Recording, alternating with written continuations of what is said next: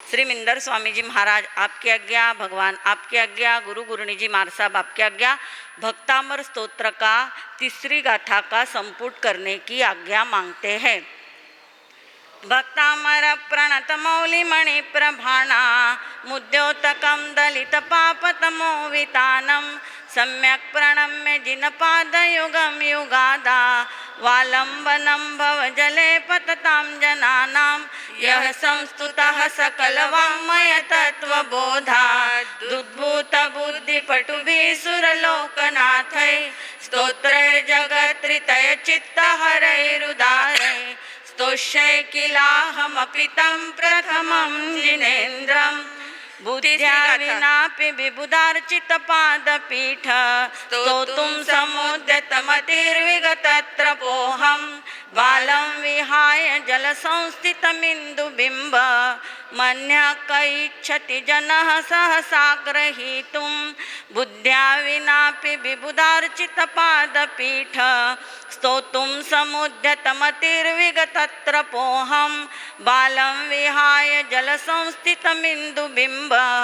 मन्यः क इच्छति जनः सहसा ग्रहीतुं भक्तामर प्रणत मौलिमणि प्रभानामुद्योतकं दलितपापतमो वितानं सम्यक् प्रणम्य जिनपादयुगं युगादावालम्बनं भवजले पततां जनानां बुद्ध्या विनापि विबुधार्चितपादपीठ स्तोतुं समुद्यतमतिर्विगतत्रपोऽहं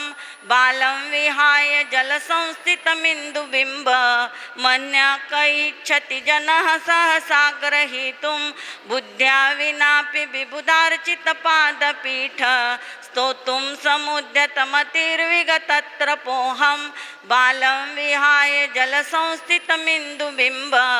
मन्यः क इच्छति जनः सहसा ग्रहीतुं यः संस्तुतः सकलवाङ्मय तत्त्वबोधात् उद्भूत बुद्धिपटुभिः सुरलोकनाथैः स्तोत्रैर्जगत्त्रितय चित्तहरैरुदारैः स्तोष्यै किलाहमपि तं प्रथमं जिनेन्द्रम् बुद्ध्या विनापि विबुधार्चितपादपीठ स्तोतुं समुद्यतमतिर्विगतत्रपोऽहं बालं विहाय जलसंस्थितमिन्दुबिम्ब मन्यः क इच्छति जनः सहसा ग्रहीतुं बुद्ध्या विनापि विबुधार्चितपादपीठ स्तोतुं समुद्यतमतिर्विगतत्रपोऽहं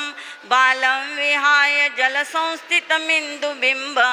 मन्यः क इच्छति जनः सहसा ग्रहीतुं बुद्ध्या विनापि विबुधार्चितपादपीठ स्तोतुं समुद्यतमतिर्विगतत्रपोऽहं बालं विहाय जलसंस्थितमिन्दुबिम्बं मन्यः क इच्छति जनः सहसा ग्रहीतुं बुद्ध्या विनापि विबुधार्चितपादपीठ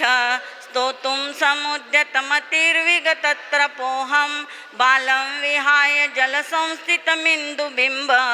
मन्यः क इच्छति जनः सहसा ग्रहीतुं बुद्ध्या विनापि विबुधार्चितपादपीठ स्तोतुं समुद्यतमतिर्विगतत्रपोऽहं बालं विहाय जलसंस्थितमिन्दुबिम्ब मन्यः क इच्छति जनः सहसा ग्रहीतुं वक्तुं गुणान् गुणसमुद्रशशाङ्ककान्तान् कस्ते क्षमः सुरगुरुप्रतिमोऽपि बुद्ध्या कल्पान्तकालपवनोद्धतनक्रचक्रं को वा तरीतुमलमम्बुनिधिं भुजाभ्यां बुद्ध्या विनापि विबुधार्चितपादपीठ स्तोतुं समुद्यतमतिर्विगतत्रपोऽहं बालं विहाय जलसंस्थितमिन्दुबिम्ब मन्यः क इच्छति जनः सहसा ग्रहीतुं बुद्ध्या विनापि विबुधार्चितपादपीठ स्तोतुं समुद्यतमतिर्विगतत्रपोऽहं बालं विहाय जलसंस्थितमिन्दुबिम्ब मन्यः क इच्छति जनः सहसा ग्रहीतुं सोऽहं तथापि तव भक्तिवशान्मुनीश कर्तुं स्तवं विगतशक्तिरपि प्रवृत्तः प्रीत्यात्मवीर्यमविचार्य मृगो मृगेन्द्रं नाभ्येति किं निजशिशो परिपालनार्थं बुद्ध्या विनापि विबुधार्चितपादपीठ स्तोतुं समुद्यतमतिर्विगतत्रपोऽहं बालं विहाय जलसंस्थितमिन्दुबिम्ब मन्यः क इच्छति जनः सहसा ग्रहीतुं बुद्ध्या विनापि विबुधार्चितपादपीठ स्तोतुं समुद्यतमतिर्विगतत्रपोऽहं बालं विहाय जलसंस्थितमिन्दुबिम्ब मन्यः क इच्छति जनः सहसा ग्रहीतुम् अल्पश्रुतं श्रुतवतां परिहासधाम त्वद्भक्तिरेव मुखरीकुरुते बलान्मां यत्कोकिलः किल मधौ मधुरं विरोति तच्चाम्रचारुकलिकानिकरैकहेतु बुद्ध्या विनापि विबुधार्चितपादपीठ स्तोतुं समुद्यतमतिर्विगतत्रपोऽहं बालं विहाय जलसंस्थितमिन्दुबिम्ब मन्यः क इच्छति जनः सहसा ग्रहीतुं बुद्ध्या विनापि विबुधार्चितपादपीठ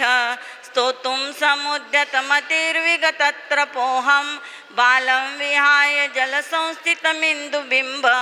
मन्यः क इच्छति जनः सहसा ग्रहीतुं त्वत्संस्तवेन भवसन्ततिसन्निबद्धं पापं क्षणाक्षयमुपैति शरीरभाजाम् आक्रान्तलोकमलिनीलमशेषमांशु सूर्यांशु भिन्नमिव शार्वरमन्धकारम् बुद्ध्या विनापि विबुधार्चितपादपीठ स्तोतुं समुद्यतमतिर्विगतत्रपोऽहं बालं विहाय जलसंस्थितमिन्दुबिम्ब मन्यः क इच्छति जनः सहसा ग्रहीतुं बुद्ध्या विनापि विबुधार्चितपादपीठ स्तोतुं समुद्यतमतिर्विगतत्रपोऽहं बालं विहाय जलसंस्थितमिन्दुबिम्ब मन्यः क इच्छति जनः सहसा ग्रहीतुम् मत्वेति नाथ तव संस्तवनं मयेदमारभ्यते तनुधियापि तव प्रभावात् चेतो हरिष्यति सतां नलिनीदलेषु मुक्ताफलद्युतिमुपैति ननुदबिन्दुः बुद्ध्या विनापि विबुधार्चितपादपीठ स्तोतुं समुद्यतमतिर्विगतत्रपोऽहं बालं विहाय जलसंस्थितमिन्दुबिम्ब मन्यः क इच्छति जनः सहसा ग्रहीतुं बुद्ध्या विनापि विबुधार्चितपादपीठ स्तोतुं समुद्यतमतिर्विगतत्रपोऽहं बालं विहाय जलसंस्थितमिन्दुबिम्ब मन्यः क इच्छति जनः सहसा ग्रहीतुम् आस्तान्तवस्तव नमस्तसमस्तदोषं त्वत्सं कथापि जगतां दुरितानि हन्ति दूरे सहस्रकिरणः कुरुते प्रभैव पद्माकरेषु जलजानि विकाशभाञ्जी बुद्ध्या विनापि विबुधार्चितपादपीठ स्तोतुं समुद्यतमतिर्विगतत्रपोऽहं बालं विहाय जलसंस्थितमिन्दुबिम्ब मन्यः क इच्छति जनः सहसा ग्रहीतुं बुद्ध्या विनापि विबुधार्चितपादपीठ स्तोतुं समुद्यतमतिर्विगतत्रपोऽहं बालं विहाय जलसंस्थितमिन्दुबिम्ब मन्यः क इच्छति जनः सहसा ग्रहीतुम् नात्यद्भुतं भुवनभूषणभूतनाथ भूतैर्गुणैर्भुवि भवन्तमभीष्टुवन्तः तुल्या भवन्ति भवतो ननु तेन किं वा भूत्याश्रितं य इह नात्मसमं करोति बुद्ध्या विनापि विबुधार्चितपादपीठ स्तोतुं समुद्यतमतिर्विगतत्रपोऽहं बालं विहाय जलसंस्थितमिन्दुबिम्ब मन्यः क इच्छति जनः सहसा ग्रहीतुं बुद्ध्या विनापि विबुधार्चितपादपीठ स्तोतुं समुद्यतमतिर्विगतत्रपोऽहं बालं विहाय जलसंस्थितमिन्दुबिम्ब मन्यः क इच्छति जनः सहसा ग्रहीतुम् दृष्ट्वा भवन्तमनिमेषविलोकनीयं नान्यत्र तोषमुपयाति जनस्य चक्षुः पीत्वा पयश्शशिखरद्युतिदुग्धसिन्धो क्षारं जलं जलनिधेरसितुं क इच्छेत् बुद्ध्या विनापि विबुधार्जितपादपीठ स्तोतुं समुद्यतमतिर्विगतत्रपोऽहं बालं विहाय जलसंस्थितमिन्दुबिम्ब मन्यः क इच्छति जनः सहसा ग्रहीतुं बुद्ध्या विनापि विबुधार्जितपादपीठ स्तोतुं समुद्यतमतिर्विगतत्रपोऽहं बालं विहाय जलसंस्थितमिन्दुबिम्ब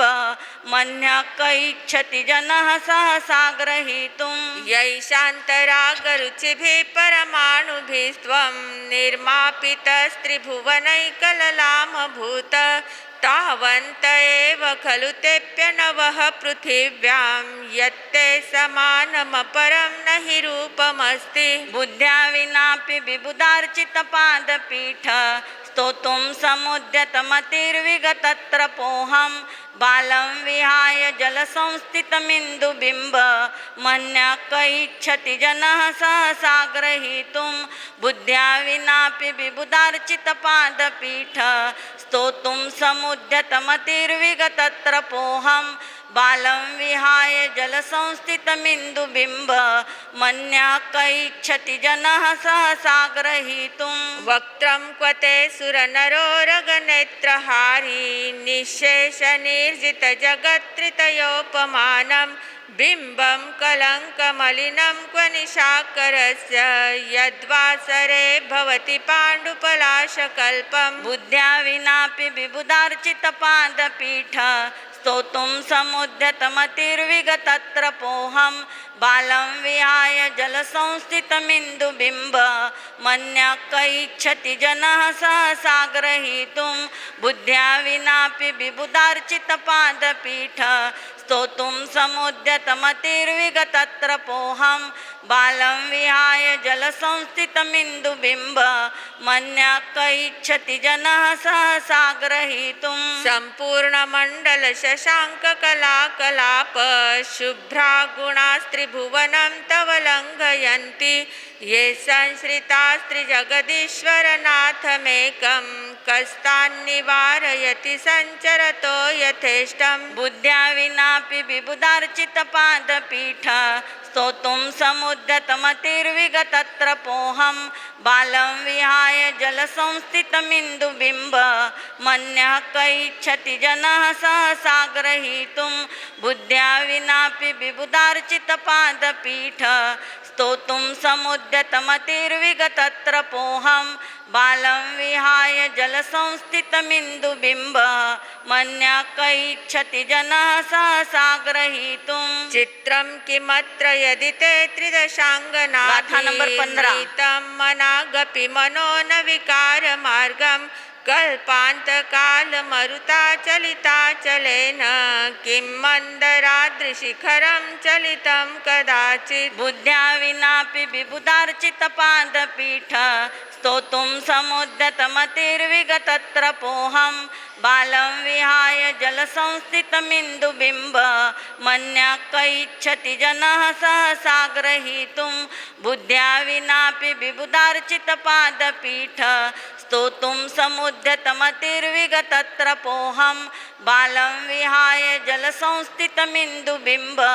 मन्यः क इच्छति जनः सहसा ग्रहीतुं निर्धूमवर्तिरपवर्जिततैलपूरः कृत्स्नं जगत्त्रयमिदं प्रकटीकरोषि गम्यो न जातु मरुतां चलिताचलानां दीपोपरस्त्वमसि नाथ जगत्प्रकाशः बुद्ध्या विनापि विबुधार्चितपादपीठ स्तोतुं समुद्यतमतिर्विगतत्रपोऽहं बालं विहाय जलसंस्थितमिन्दुबिम्ब मन्यः क इच्छति जनः सहसा ग्रहीतुं बुद्ध्या विनापि विबुधार्चितपादपीठ स्तोतुं समुद्यतमतिर्विगतत्रपोऽहं बालं विहाय जलसंस्थितमिन्दुबिम्ब मन्यः क इच्छति जनः सहसा ग्रहीतुं नास्तं कदाचिदुपयासि न राहुगम्यः स्पष्टीकरोषि सहसा युगपज्जगन्ति नाम्भोधरोदरनिरुद्धमहाप्रभावः सूर्यातिशायि महिमासि मुनीन्द्रलोके बुद्ध्या विनापि विबुधार्चितपादपीठ स्तोतुं समुद्यतमतिर्विगतत्रपोऽहं बालं विहाय जलसंस्थितमिन्दुबिम्ब मन्यः क इच्छति जनः सहसा ग्रहीतुं बुद्ध्या विनापि विबुधार्चितपादपीठ स्तोतुं समुद्यतमतिर्विगतत्रपोऽहं बालं विहाय जलसंस्थितमिन्दुबिम्ब मन्यः क इच्छति जनः सहसा ग्रहीतुं नित्योदयं दलितमोहमहान्धकारं गम्यं न राहुवदनस्य न वारिदानां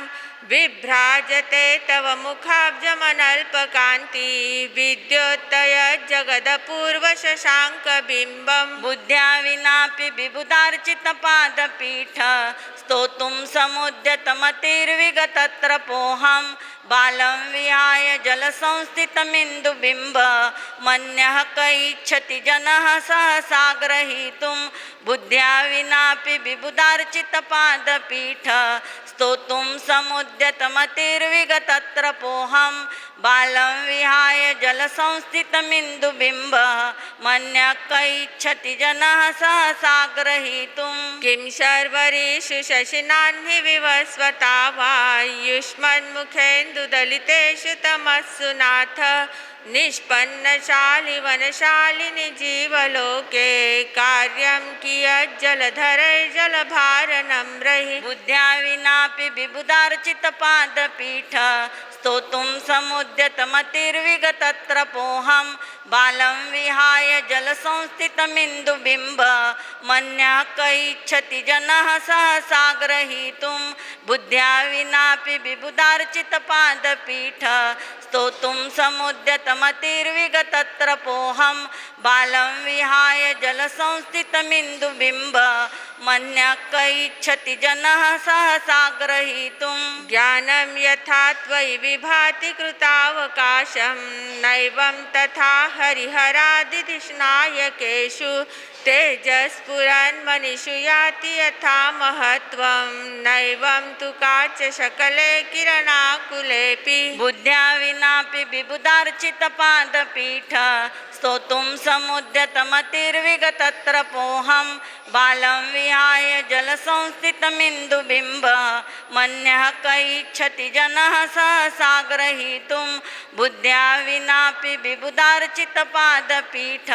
स्तोतुं समुद्यतमतिर्विगतत्रपोऽहं बालं विहाय जलसंस्थितमिन्दुबिम्ब मन्यः क इच्छति जनः सहसा ग्रहीतुं मन्ये वरं हरिहरादय एव द्रष्टा द्रष्टेषु येषु हृदयं त्वयि तोषमेति किं वीक्षितेन भवता भुवि येन नान्यः कश्चिन्मनोहरति नाथ भवान्तरेऽपि बुद्ध्या विनापि विबुधार्चितपादपीठ स्तोतुं समुद्यतमतिर्विगतत्रपोऽहं बालं विहाय जलसंस्थितमिन्दुबिम्ब मन्यः क इच्छति जनः सहसा ग्रहीतुं बुद्ध्या विनापि विबुधार्चितपादपीठ स्तोतुं समुद्यतमतिर्विगतत्रपोऽहं बालं विहाय जलसंस्थितमिन्दुबिम्ब मन्यः क इच्छति जनः सहसा ग्रहीतुं स्त्रीणां शतानि शतशो जनयन्ति पुत्रान् नान्याः सुतं त्वदुपमं जननी प्रसूता सर्वादिशो दधति भानि सहस्ररश्मिं प्राच्येव दिग्जनयति स्फुरदंशुजालं बुद्ध्या विनापि विबुधार्चितपादपीठ स्तोतुं समुद्यतमतिर्विगतत्रपोऽहं बालं विहाय जलसंस्थितमिन्दुबिम्ब मन्यः क इच्छति जनः सहसा ग्रहीतुं बुद्ध्या विनापि विबुधार्चितपादपीठ स्तोतुं समुद्यतमतिर्विगतत्रपोऽहं बालं विहाय जलसंस्थितमिन्दुबिम्ब मन्यः क इच्छति जनः सहसा ग्रहीतुम् त्वामामनन्ति मुनयः परमं पुमांसमादित्यवर्णममलं तमसः पुरस्तात् त्वामेव सम्यगुपलभ्य जयन्ति मृत्युं नान्यः शिवः शिवपदस्य मुनीन्द्रपन्थः बुद्ध्या विनापि विबुधार्चितपादपीठ स्तोतुं समुद्यतमतिर्विगतत्रपोऽहं बालं विहाय जलसंस्थितमिन्दुबिम्ब मन्यः क इच्छति जनः सहसा ग्रहीतुं बुद्ध्या विनापि विबुधार्चितपादपीठ स्तोतुं समुद्यतमतिर्विगतत्रपोऽहं बालं विहाय जलसंस्थितमिन्दुबिम्ब मन्यः क इच्छति जनः सहसा ग्रहीतुम् त्वामव्ययं विभुमचिन्त्यमसङ्ख्यमाद्यं ब्रह्माणमीश्वरमनन्तमनङ्गकेतुं योगीश्वरं विदितयोगमनेकमेकं ज्ञानस्वरूपममलं प्रवदन्ति सन्तः बुद्ध्या विनापि विबुधार्चितपादपीठ स्तोतुं समुद्यतमतिर्विगतत्रपोऽहं बालं विहाय जलसंस्थितमिन्दुबिम्ब मन्यः क इच्छति जनः सहसा ग्रहीतुं बुद्ध्या विनापि विबुधार्चितपादपीठ स्तोतुं समुद्यतमतिर्विगतत्रपोऽहं बालं विहाय जलसंस्थितमिन्दुबिम्ब मन्यः क इच्छति जनः सहसा ग्रहीतुं बुद्धस्त्वमेव विबुधार्चितबुद्धिबोधात् त्वं शङ्करोऽसि भुवनत्रयशङ्करत्वात् धातासि धीरशिवमार्गविधेर्विधानात् व्यक्तं त्वमेव भगवन् पुरुषोत्तमोऽसि बुद्ध्या विनापि विबुधार्चितपादपीठ स्तोतुं समुद्यतमतिर्विगतत्रपोऽहं बालं विहाय जलसंस्थितमिन्दुबिम्ब मन्यः क इच्छति जनः सहसा ग्रहीतुं बुद्ध्या विनापि विबुधार्चितपादपीठ स्तोतुं समुद्यतमतिर्विगतत्रपोऽहं बालं विहाय जलसंस्थितमिन्दुबिम्ब मन्यः क इच्छति जनः सहसा ग्रहीतुं तुभ्यं नमस्त्रिभुवनार्तिहराय नाथ तुभ्यं नमः क्षितितलामलभूषणाय तुभ्यं नमस्त्रिजगतः परमेश्वराय तुभ्यं नमो जिनभवोदधिशोषणाय बुद्ध्या विनापि विबुधार्चितपादपीठ स्तोतुं समुद्यतमतिर्विगतत्रपोऽहं बालं विहाय जलसंस्थितमिन्दुबिम्ब मन्यः क इच्छति जनः सहसा ग्रहीतुं बुद्ध्या विनापि विबुधार्चितपादपीठ स्तोतुं समुद्यतमतिर्विगतत्रपोऽहं बालं विहाय जलसंस्थितमिन्दुबिम्ब मन्यः क इच्छति जनः सहसा ग्रहीतुं को विस्मयोऽत्र यदि नाम गुणैरशेषैस्त्वं संश्रितो निरवकाशतया मुनीश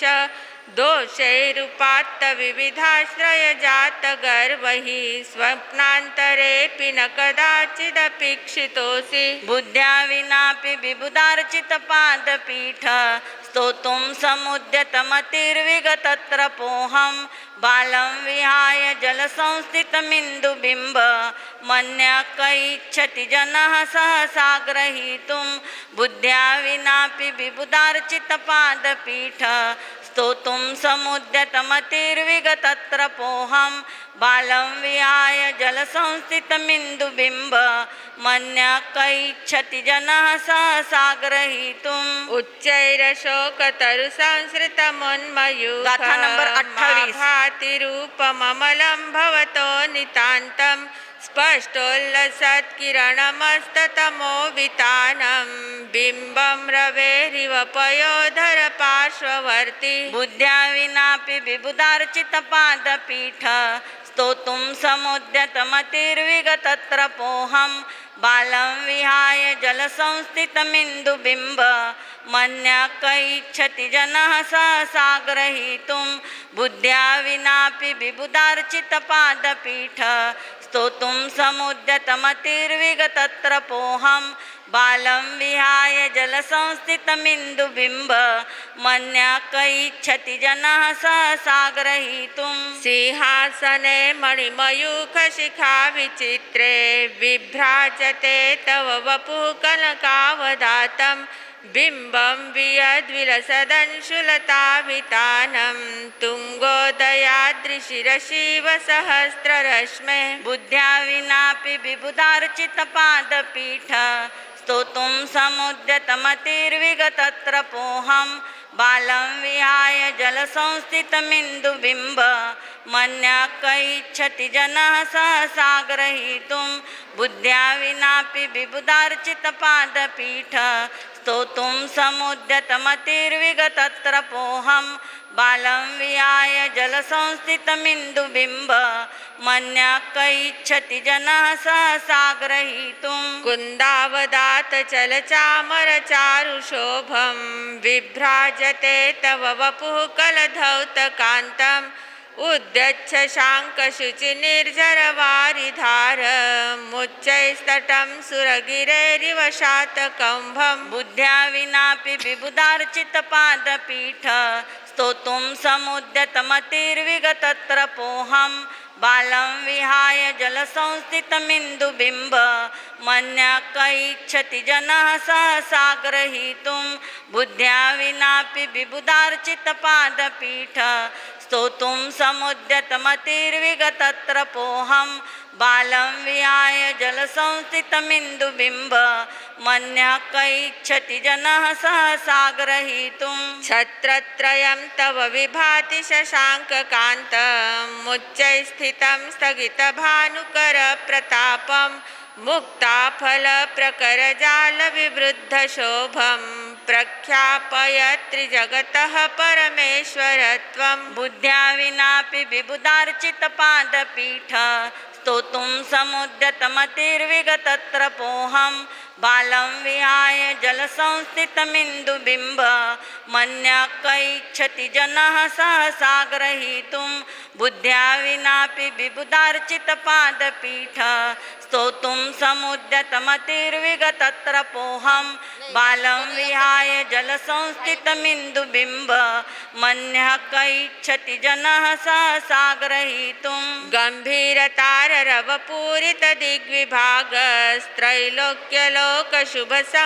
गम्भीरताररवपूरितदिग्विभागस्त्रैलोक्यलोकशुभसङ्गमभूतिदक्षः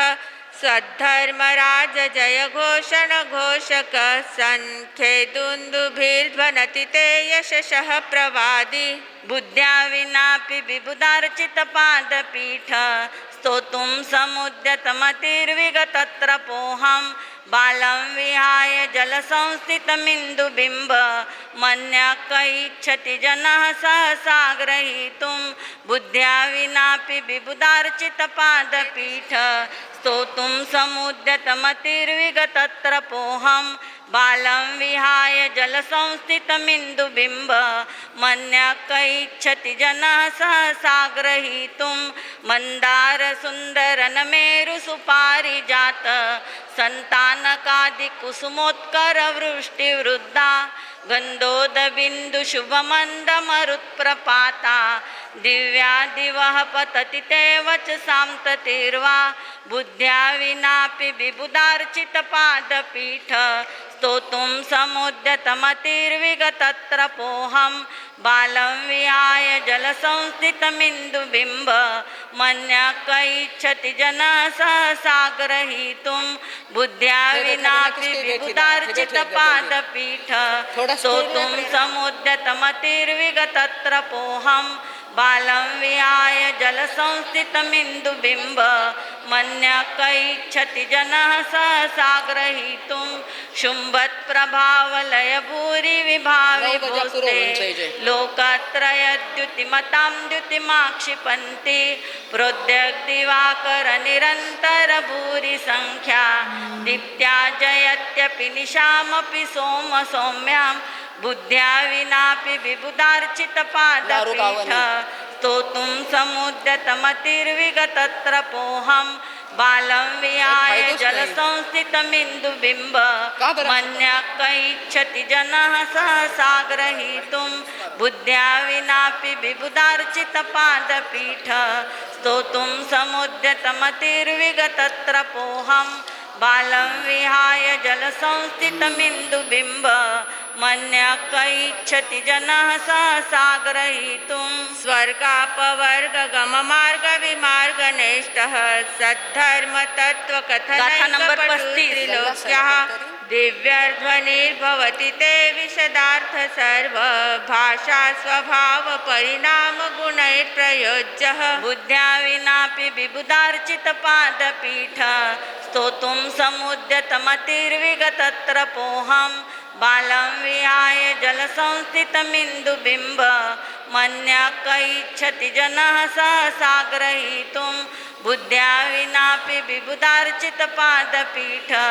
स्तोतुं समुद्यतमतिर्विगतत्रपोऽहं बालं विहाय जलसंस्थितमिन्दुबिम्ब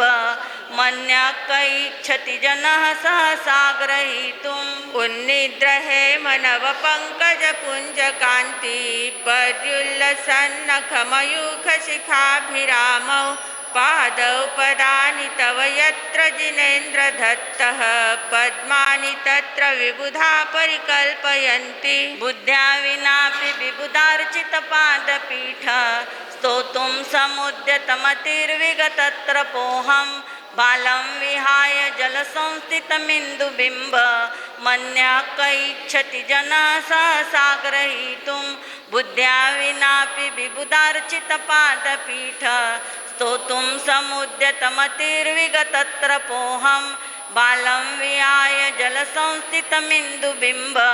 मन्यः कैच्छति जनः सहसा ग्रहीतुं इत्थं यथा तव विभूतिरभुज्जिनेन्द्र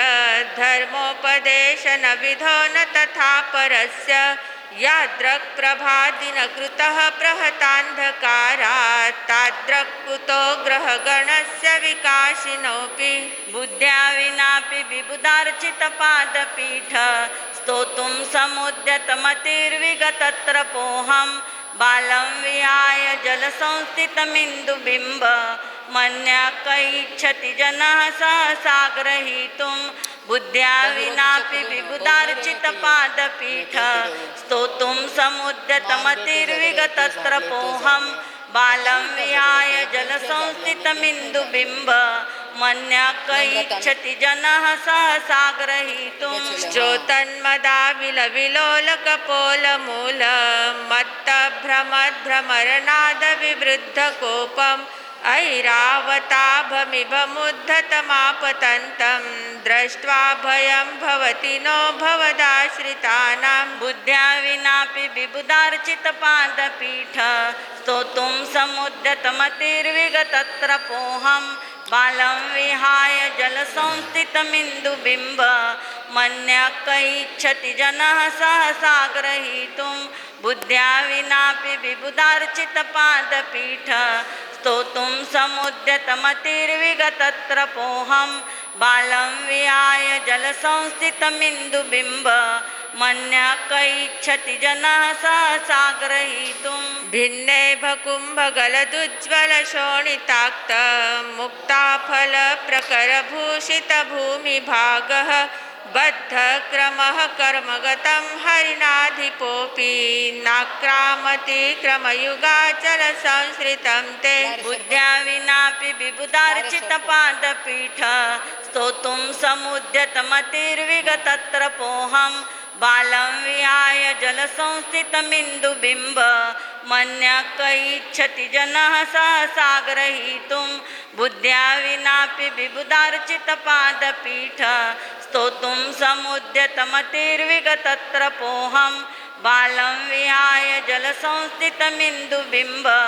मन्यः कैच्छति जनः सहसा ग्रहीतुं कल्पान्तकालपवनोद्धतवह्निकल्पं दावानलं ज्वलितमुज्ज्वलमुस्फुलिङ्गं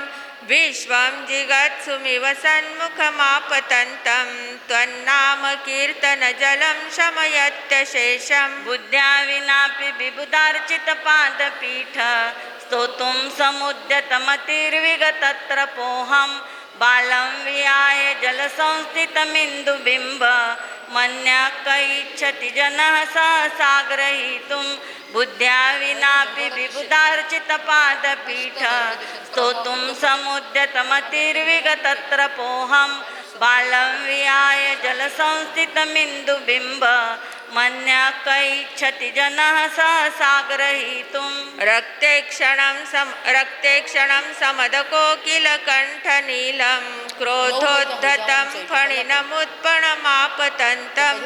आक्रामतिक्रमयुगेन निरस्तशङ्कस्त्वन्नामनागदमनिर्हति यस्य पुंसः बुद्ध्या विनापि विबुधार्चितपादपीठ स्तोतुं समुद्यतमतिर्विगतत्रपोऽहं बालं विहाय जलसंस्थितमिन्दुबिम्ब मन्यः क इच्छति जनः सहसा ग्रहीतुं बुद्ध्या विनापि विबुधार्चितपादपीठ स्तोतुं समुद्यतमतिर्विगतत्रपोऽहं बालं विहाय जलसंस्थितमिन्दुबिम्ब मन्यः क इच्छति जनः सहसा ग्रहीतुं वल्गत्तुरङ्गगजगर्जितभीमनाद माजौ बलं बलवतामपि भूपतीनाम् उद्यत्तिवाकरमयूखशिखापविद्धं त्वत्कीर्तनात्तमैवाशुभिदामुपैति बुद्ध्या विनापि विबुधार्चितपादपीठ स्तोतुं समुद्यतमतिर्विगतत्रपोऽहं बालं विहाय जलसंस्थितमिन्दुबिम्ब मन्यः क इच्छति जनः सहसा ग्रहीतुं बुद्ध्या विनापि विबुधार्चितपादपीठ स्तोतुं समुद्यतमतिर्विगतत्रपोऽहं बालं विहाय जलसंस्थितमिन्दुबिम्ब मन्यः क इच्छति जनः सहसा ग्रहीतुं कुन्ताग्रभिन्नगजशोणितवारिवाह वेगावतारतरणातुरयोध भीमे युद्धे जयं विजितदुर्जय जेयपक्षास्त्वत्पादपङ्कजवनाश्रयिणो लभन्ते बुद्ध्या विनापि विबुधार्चितपादपीठ स्तोतुं समुद्यतमतिर्विगतत्रपोऽहं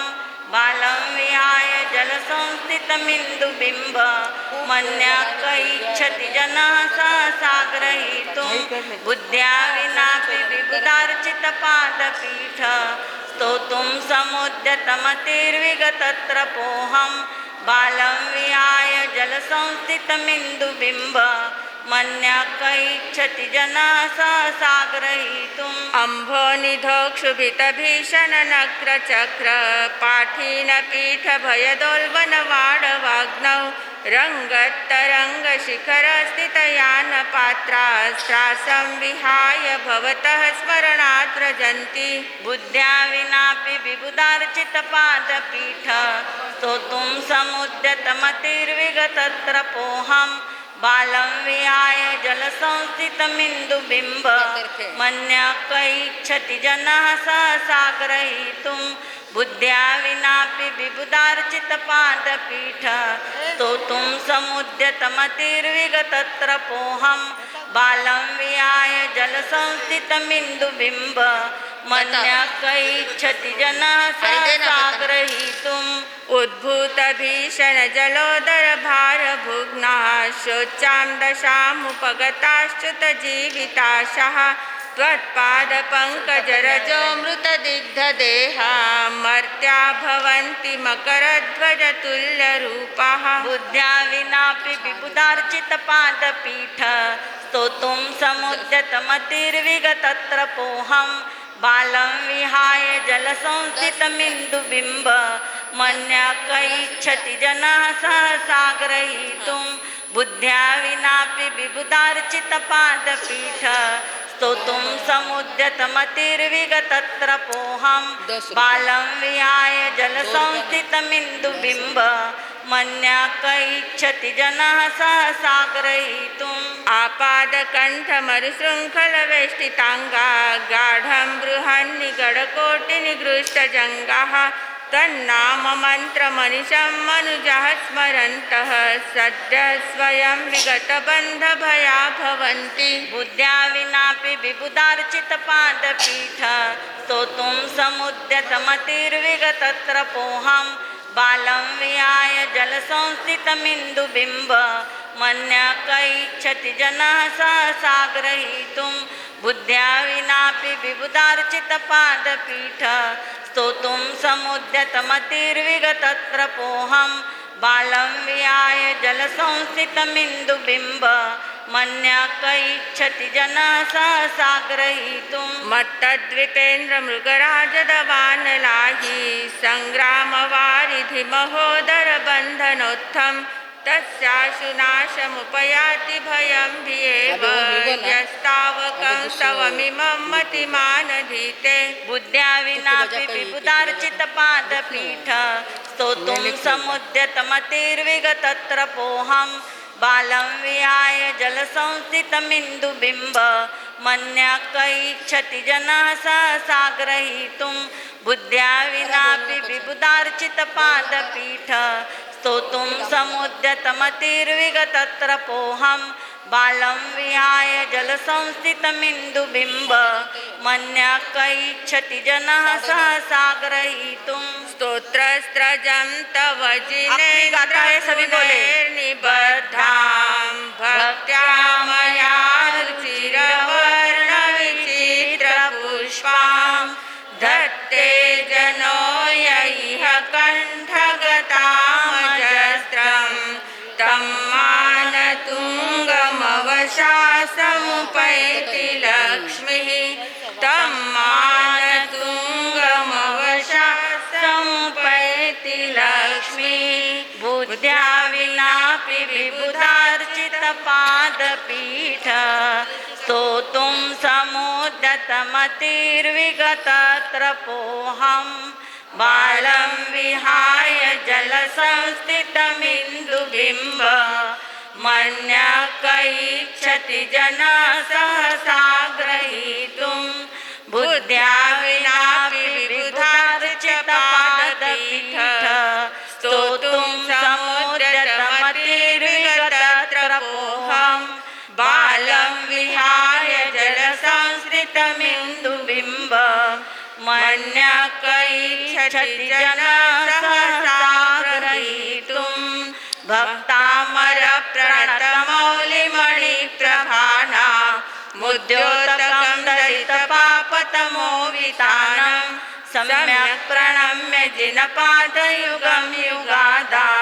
वालम्बनं भवजले पततां जनानां यः संस्तुतः सकलवाङ्मयतत्त्वबोधात् दुद्भूतबुद्धिपटुभिः सुरलोकनाथैः स्तोत्रैर्जगत्त्रितयचित्तहरैरुदारैः स्तोष्ये किलाहमपि तं प्रथमं जिनेन्द्रं स्तोष्ये किलाहमपि तं प्रथमं जिनेन्द्रं। बोलिए आदिनाथ भगवान की, श्रीमान तुंगाचार्य जी की। ओम मंत्र ह्रीं देखेंगे। श्रीं क्लीं सिद्धेभ्यो बुद्धेभ्यः सर्वसिद्धिदायकेभ्यः नमः स्वाहा। ओम ह्रीं श्रीं क्लीं सिद्धेभ्यो बुद्धेभ्यः सर्वसिद्धिदायकेभ्यः नमः स्वाहा। ओम ह्रीं श्रीं क्लीं सिद्धेभ्यो बुद्धेभ्यः सर्वसिद्धिदायकेभ्यः नमः स्वाहा। ओम ह्रीं अर्हं नमो परमो हि जिनानं झ्रौं झ्रौं नमः स्वाहा। ओम ह्रीं अर्हं नमो परमो हि जिनानं झ्रौं झ्रौं नमः स्वाहा।